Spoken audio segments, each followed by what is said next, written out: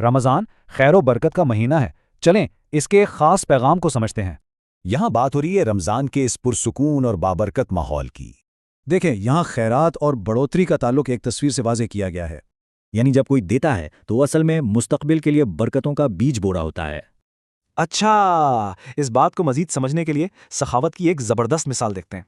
تو مثال شروع ہوتی ہے اس بات سے کہ رسول اللہ صلی اللہ علیہ وآلہ وسلم سب سے زیادہ سخی تھے، اور خاص طور پہ رمضان میں آپ صلی اللہ علیہ وآلہ وسلم کی سخاوت اور بھی بڑھ جاتی تھی۔